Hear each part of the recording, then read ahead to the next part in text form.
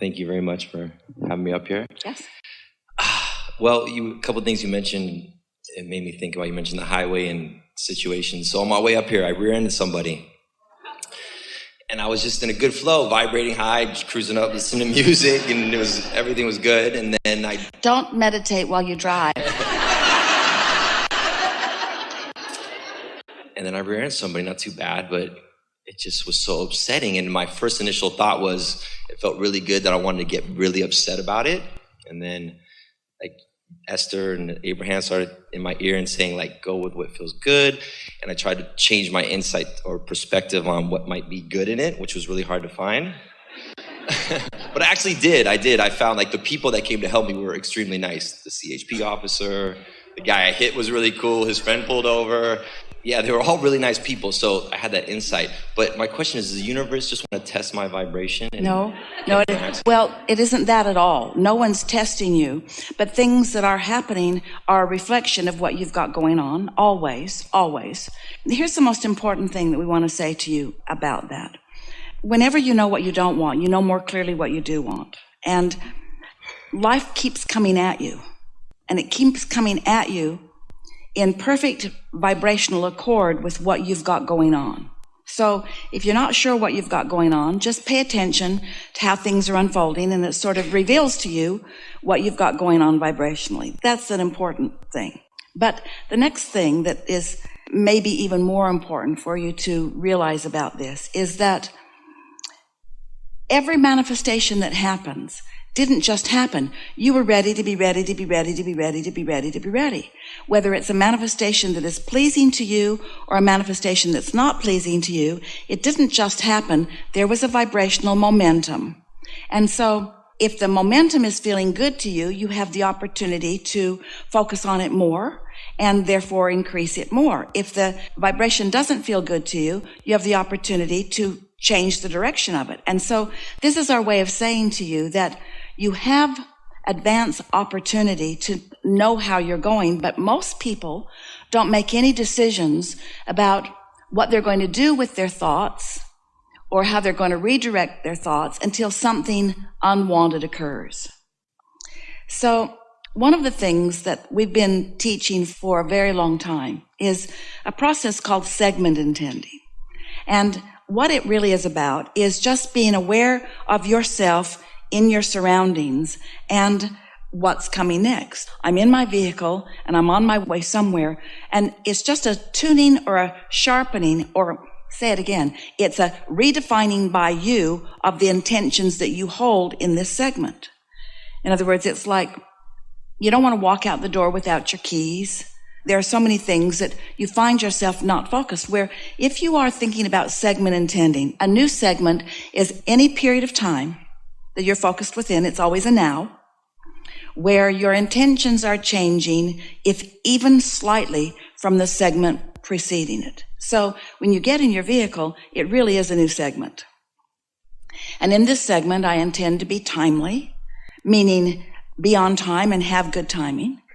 I intend to be comfortable, maybe even have fun, maybe even joyfully interact with those around me. In other words, it doesn't take a lot of stating of what you want. And this is the part that we really want you to hear. What you want has already been clearly and carefully identified in your vortex. So your statement of it is more about getting you up to speed with what you mean and more aware. You see, in these days, with so many things to distract you, so many not just thoughts, but so many devices and so many people, there's a lot of energy swirling around. And so it is more pronounced than ever before that you have to focus in order to not be swept up in what's going on even somewhere else. If you're not deliberately focused in your thoughts, you could be swept into the thoughts of others. Haven't you ever felt in traffic? You can just feel, Esther will say, there's a lot of wonkiness going on around here. She can just feel it's sort of a little frenzy that's somehow surrounding her. She can just feel it. And so she usually just slows down until it moves on without her, or she speeds up so that she moves on without it. But you get so you can just sort of feel what's going on around. And so that's the best thing that comes out of something like that. Nothing terrible happened. Lots of people were nice. You get to redefine what you want. But this is the most important reason that we are eager to talk with you about this. You now have a choice of what you do, thought-wise, vibrationally-wise, point of attraction-wise, moving forward as a result of that. Do you take the bounce? Oh, this was good. Nothing very serious went on. No one got hurt. Everyone was nice. I'm refocused. I'm more deliberate than ever before. And therefore, you add momentum to the good driver that you are. Or do you tell the story of, it wasn't really my fault, or I didn't want to call anybody or nothing. I just got my rental car and came here. A few hundred people that you're sharing it with. But what we're getting at is, it's taking the bounce is what we're talking about. So which direction are you taking the bounce? And we liked what you said. You were really leaning toward the positive aspects of it. And you were also light in the, why did this happen to me? Because the most important answer for you to give yourself about why did anything happen to me is because I was a vibrational match to that. And then the next thing to say is, and good things always come from that. And good things always come from that. So that you do take the bounce and you don't beat up on yourself about something unnecessarily. And there's another really good thing. And this is the part we want to emphasize the most.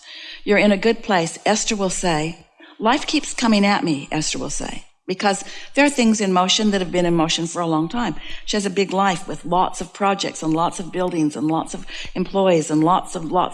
There are a lot of things going on. And everything doesn't always go exactly the way she would like it to go right here, right now. But what she's begun to realize is that her edginess is gone.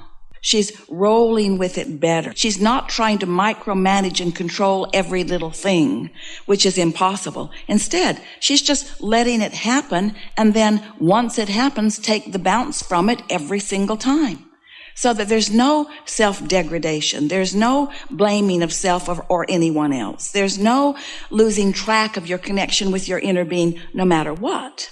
And so sometimes people will say it's a wake-up call. Well, we don't mean it like that at all. We mean it's an opportunity to refocus. That's a good thing. You have about 1,000 of those every single day. This was just a louder one. Sure. Something else? Nope, that's all. Really good. All right, thank you. Thank you. I'm ready to be ready to be ready. And I was hearing that even before I got here. I've been excited all week. And what's your strongest evidence or clue that you're ready for something more? Truthfully, the vibration, how I feel. And what's that feeling? Well, it was good, because I was raising my hand the first hour. But let's use this new word that we're satisfied. I feel satisfied. I'm eager for more, but I'm satisfied. Because in the absence of satisfaction, you're not ready. When you're satisfied, you are. Well, I just got satisfied maybe a minute ago. So thank you. We saw you light up. You were hard to miss. Thank you. So my question is, there's an old song by Jimmy Durante, and it was, have you ever had a feeling that you wanted to go, but you wanted to stay, but you wanted to go? And it's a song of being indecisive. And you said in previous seminars that you cannot have a happy ending to an unhappy journey. But you also said, I think, that you bring out whoever you meet is a vibrational match to you. Well, here's the thing.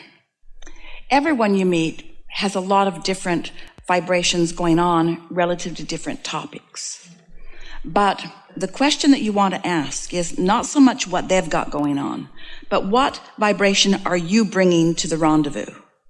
Here's the best way of saying it. Every thought that you've ever thought is still potentially activated within you. But when you get these habits of thoughts going, which is what beliefs are, then the tendency to stick with those beliefs becomes stronger. And so the whole key is to develop beliefs that are serving you in a positive way. Have you ever been in a situation where you meet up with someone, with maybe a group of people, and you find yourself different than you usually are? Maybe more negative, maybe more critical about something, and you think, this isn't who I am. Well, what happened was you didn't have a strong activation of who you meant to be. And since that vibration is potentially activatable within you, and they had a strong current of it going before you joined the table, chances are you're going to get swept up in that. And so if you catch it in the early subtle stages and you realize this is not satisfying to me, and you'd redirect your thought, sometimes you can redirect the energy at the table. Sometimes you need to walk away in order to maintain what you want. But it's all about what you're bringing to the table. And that's why we're encouraging you in your own privacy to make your own alignment so that you're ready for what else is out there. So that in essence, you might say that you bring out the best in others because you've got so much of that going on within yourself. One who's in alignment is 1,000 times more influential than one who is not. And that kind of makes you wonder, then why do I find myself in negative conversations? It's because you were not in alignment. You just blundered out of bed. You were sloppy in your thinking. You focused upon stuff you didn't want. You didn't have any really strong activation with who you are going on. And then law of attraction, sort of, that's why you thought to get with them, so to speak. So it really is about being deliberate about how you want to feel, and how you want to feel is the satisfaction of all of you coming to the table, meaning you and your inner being. And your inner being's always there, but sometimes you're not up to speed with your inner being, and so. So my question is... So how was that? Did you get that? I did. Good. Asking this question not only for myself, but for those who go through it too. Well, you don't have to ask a question for anybody but you. Okay. All right. Mind your own business. All right. Thank you. So I've been married for 30 years, and I've been thinking about divorcing for about 27 of those years.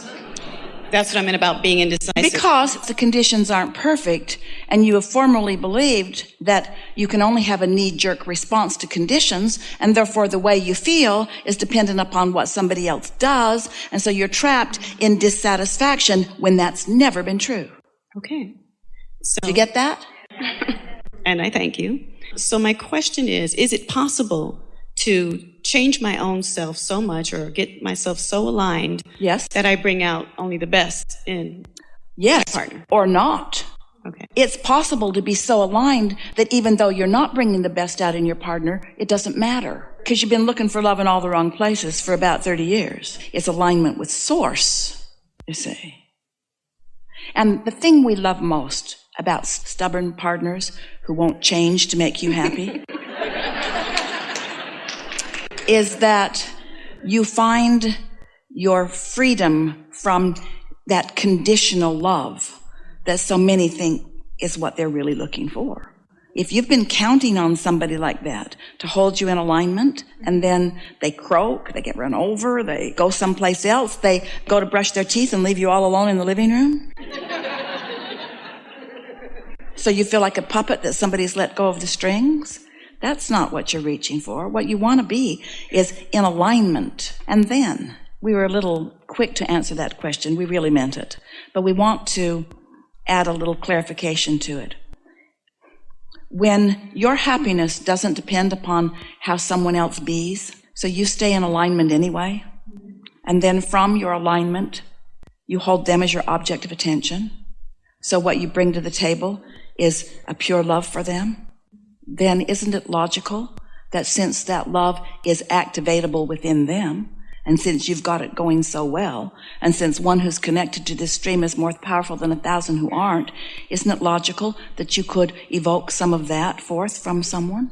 That was what I was asking. Yes, of course you can. But the reason that we gave it to you in the way that we did is because a lot of people say, okay, I'll get into alignment so I can make you behave better. No, that's backwards. That doesn't work. I'll get into alignment because that's natural to me and because that feels good. And it might help you and it might not, but I'm in alignment because that's who I am. That's who I am. And because I'd rather love you than not. I'd rather see your positive aspects than not. It's so much more satisfying for me to praise you whether you deserve it or not. You don't need to evoke my praise by performing. That's what bondage is. If you do this, then I'll really like you. But if you don't, then I won't. You don't want to be in that kind of bondage, and you don't want anyone else to be either. True. Yeah. So I thank you.